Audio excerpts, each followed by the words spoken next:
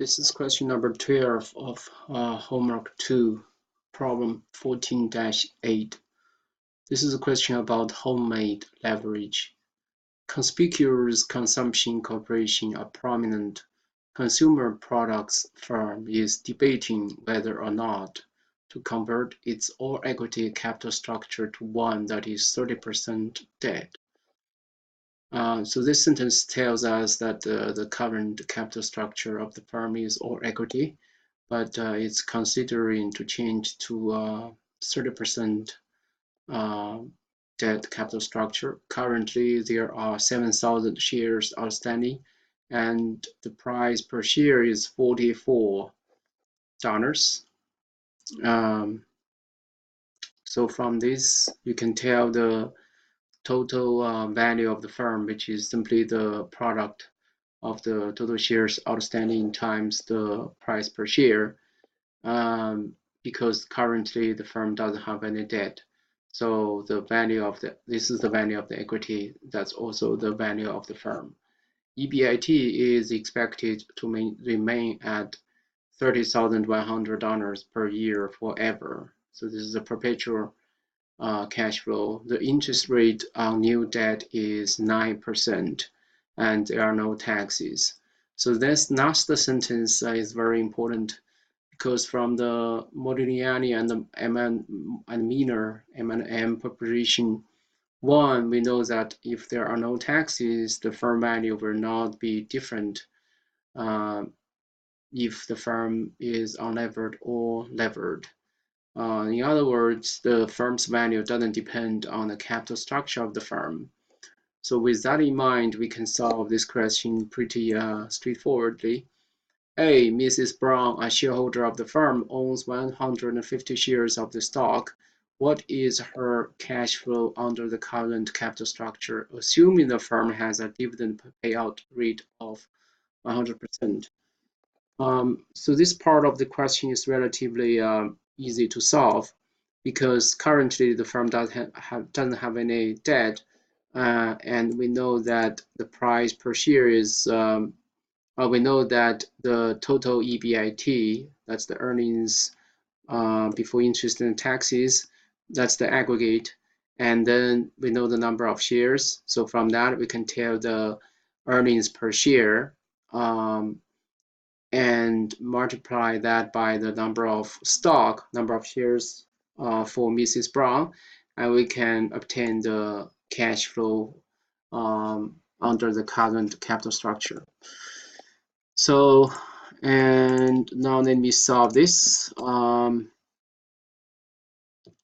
me put down the information: number of shares outstanding. So I can write this as this is 7,000, and the second input I need is EBIT. That's 30,100. So earnings per share is simply the EBIT. First, I need to get EBT, right? In the current capital structure, because there's no debt, so EBT is equal to EBIT, because interest is 0. So that simply equals EBIT. And from EBT, and because there are no taxes, so earnings, net income, is also EBT. And that's why EPS, earnings per share, is simply the net income divided by number of shares outstanding. And one cool thing about using Excel, by the way, you can use your calculator to solve the question to get the same result. Here I choose to use Excel, and because if you read the rounding requirement, it asks you to not round intermediate calculations. So using Excel automatically meets this rounding requirement, even though here it only shows 1 decimal place, but in actuality, Excel uses all the a more precise number for the calculation, and this This is only for to show to show with one decimal place. And you can change this pretty easily by format cells. The number here. I think the precise number here is 4.3. That's why. But sometimes this is a result of keeping only one decimal place. So we know EPS, earnings per share, and we know number of shares for Mrs. Brown. So we can number of shares. This is Brown's share. This is 150. So cash flow, no equity or no debt, or equity firm is simply the number of shares for Mrs. Brown times earnings per share. So that gives me 645. I can just copy this number back to connect. So that's my first part of the answer. And also notice your second part of the rounding requirement, and round your final answer to two decimal places. Here, actually, I don't need to do that because I think that this is a precise number, but you can change the format. You can change the decimal places, and it will give you the same result. So that's part A. Part B, what will Mrs. Brown's cash flow be under the proposed capital structure of the firm? Assume that she keeps all 150 of her shares. So the proposed capital structure is to lever the firm until it has 30% debt. So from the can see the price from the information. You can tell the price is $44. And from that, we can see the total firm value. This is a VU. So VU, unlevered firm value, is simply the number of shares outstanding times the price per share. So this is the VU. That's the current firm value.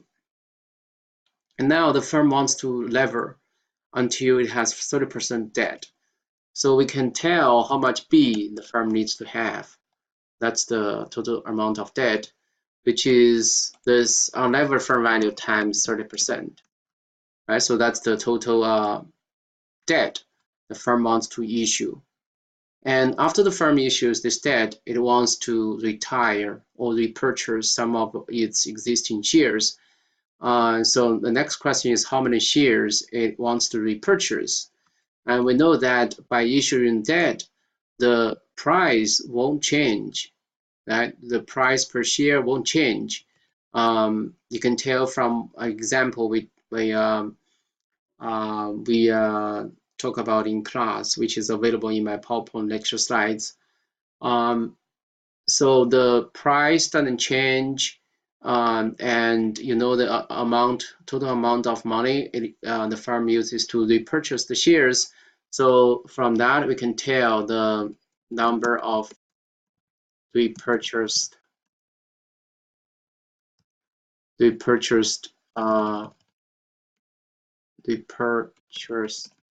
shares. This is simply the total amount of debt divided by the price per share. So then we can see the number of remaining shares, right? Remaining shares is simply the aggregate total number of shares, initial number of shares minus this number of the purchased shares. So that's the remaining shares. And why do I care about the remaining shares? Because this can, now with the new capital structure with debt, the EBIT won't change. But now the EBIT needs to be divided by not EBIT, but EBT needs to be divided by a smaller number of shares because that's the remaining shares outstanding. You can no longer divide EBT by this original number of shares because part of it is already gone. It's repurchased. So that's why we care about this number. So now what happens with the capital structure is now it has debt. So with debt, the firm needs to pay interest. And that's why this interest rate here matters. So interest rate is 9%. 9%. And we want to also get the EBT, the new EBT. This is the EBT with U, with unlevered capital structure. And this is also with U, with unlevered. So let me use a parentheses just to be consistent. This is the unlevered, unlevered. So EPS here is also unlevered. And so everything here is unlevered. So now this is levered L. EBIT. So why don't I use a capital letter just to be clear? So EBT under this debt capital structure is simply the EBIT won't change because that's how many earnings the firm generates from its operations. So that doesn't change. But now what's changing is this: the firm has interest, so it has to deduct the interest payment each period. And we know the total amount of debt, which is here, and so you just need to multiply by the interest rate. And that's the every year how much interest, every period how much interest the firm needs to pay. And so this gives me the EBT. So now with EBT, I can calculate net income under the levered capital structure. So net income is still the, because the firm doesn't have any taxes, so net income is still the EBT, the same. And then the new earnings per share under the levered capital structure is simply this net income divided by the remaining number of shares, 4,900, right? So that's the new EPS. So you can see that the EPS goes up, yeah, compared with the original unlevered case. And we explained the reason for that is because issuing debt makes the equity riskier. So riskier means that the average level of the EPS goes up, and also the risk of equity goes up, which means that the required rate of return or expected rate of return for equity also goes up. So this is the EPA earnings per share, and the cash flow under debt is simply this earnings per share under the levered capital structure times, yeah, go back to the setup. Assume that she keeps all 150 of her shares. So she doesn't sell any of her shares. So you still need to multiply this by the number of shares, 150. So this gives me and then noting the rounding requirement, round your final answer to 2 decimal places.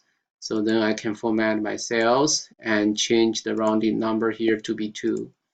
So then copy this back to connect. That's the second part of my answer.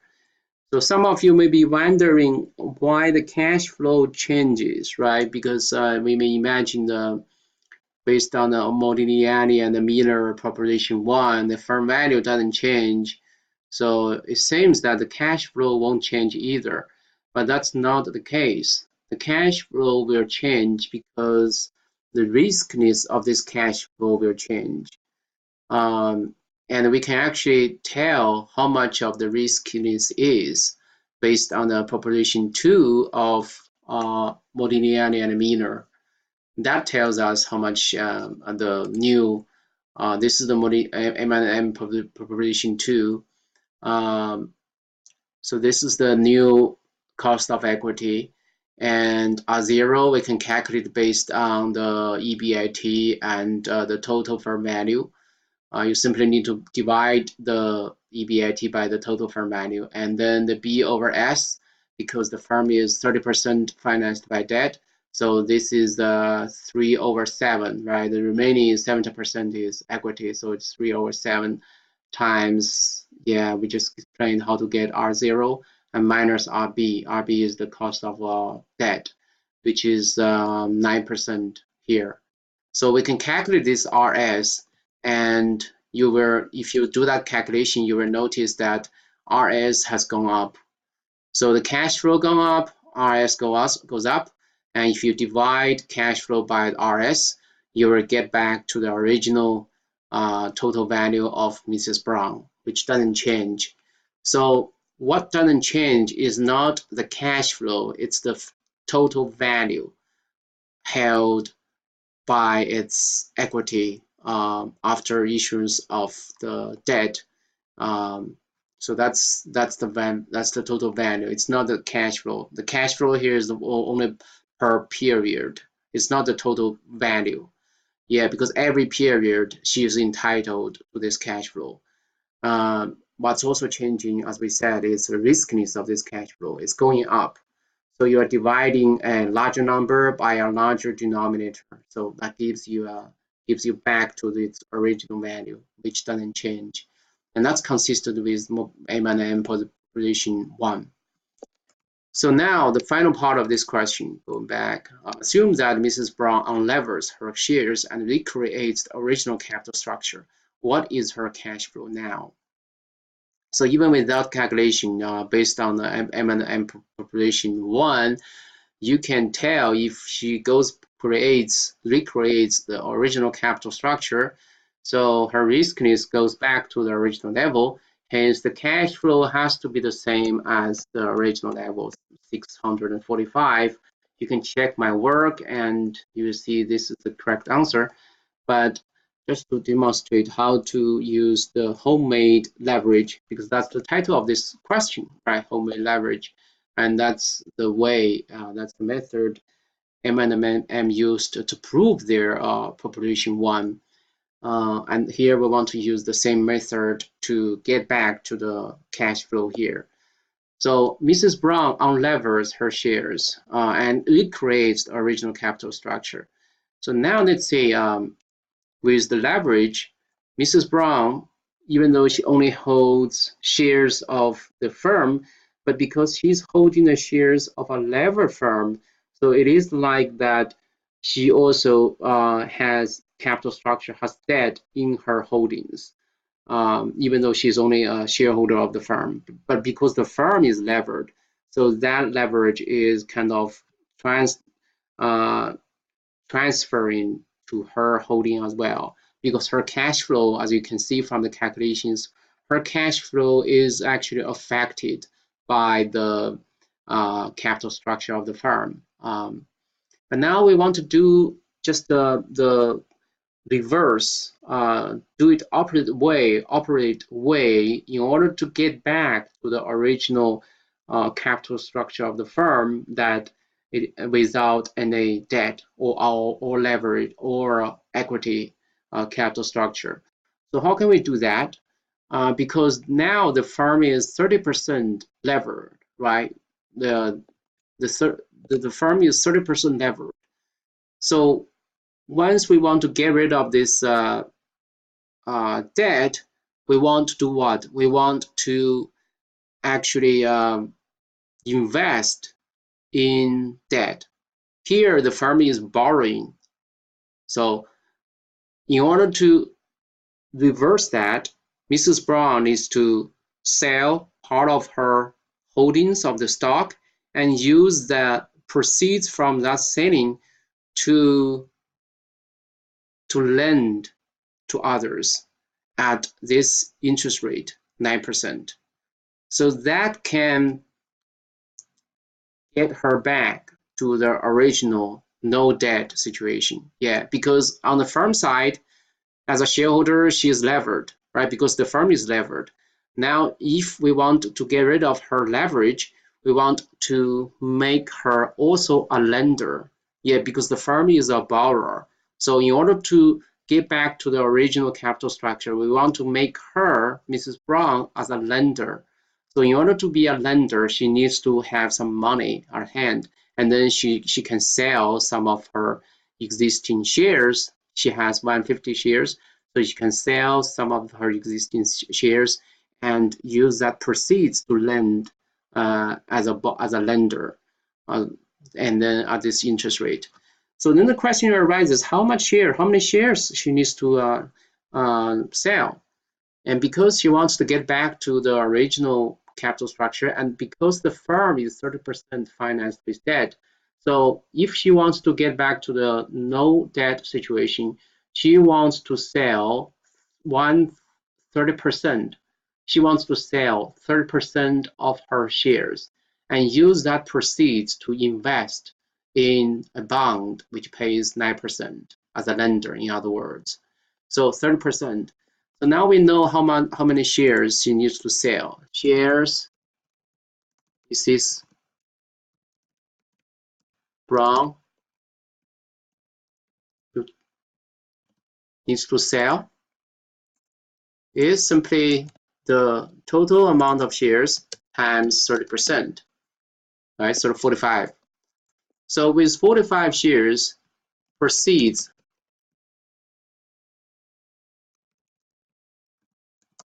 from selling shares is simply this: 45 times, because as we said, the price of the stock won't change. So you need to multiply 45 by the price per share, 44. So this is proceeds from selling the shares.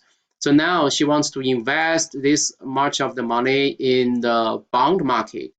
And the bond market needs to have an interest rate of 9% in order to get her back to the original capital structure without any debt. So now with that in mind, we can calculate the total cash flow. Because after selling remaining, this is Brown's